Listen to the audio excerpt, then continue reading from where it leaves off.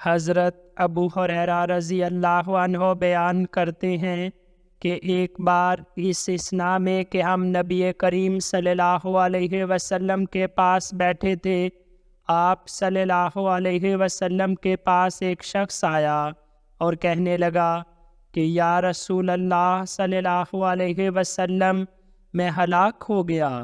آپ صلی اللہ علیہ وسلم نے فرمایا تجھے کیا ہوا؟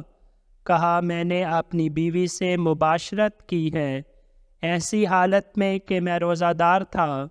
رسول اللہ صلی اللہ علیہ وسلم نے فرمایا کیا تمہیں ایک غلام آزاد کرنے کی طاقت ہے؟ اس نے کہا نہیں۔ آپ صلی اللہ علیہ وسلم نے فرمایا کیا تمہیں طاقت ہے کہ تم 2 مہینے مسلسل روزے رکھو؟ اس نے کہا نہیں۔ آپ صلی اللہ علیہ وسلم نے فرمایا کیا 60 مسکینوں کو کھانا کھلانے کی طاقت ہے؟ کہا نہیں۔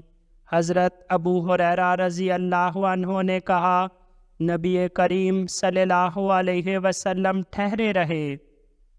اس اسنا میں کہ ہم آپ صلی اللہ علیہ وسلم کے پاس ہی تھے کہ نبی صلی اللہ علیہ وسلم کے پاس ایک عرق لایا گیا جس میں کھجوریں تھیں، اور عرق کھجور کی ایک ٹوکری ہوتی ہے۔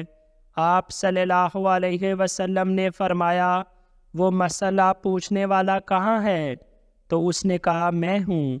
آپ صلی اللہ علیہ وسلم نے فرمایا اسے لے لو، اس کو صدقے میں دے دو۔ تو اس شخص نے کہا کہ یا رسول اللہ صلی اللہ علیہ وسلم، کیا ایسے شخص کو جو مجھ سے زیادہ محتاج ہو؟ باخدا مدینے کے دونوں پتھریلے کناروں کے درمیان کوئی گھر والا میرے گھر والوں سے زیادہ محتاج نہیں۔ دونوں کناروں سے مراد مدینے کے دونوں کنکریلے میدان ہیں۔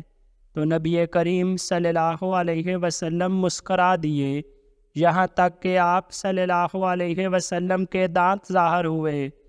پھر آپ صلی اللہ علیہ وسلم نے فرمایا کہ اپنے گھر والوں کو ہی کھلاؤ۔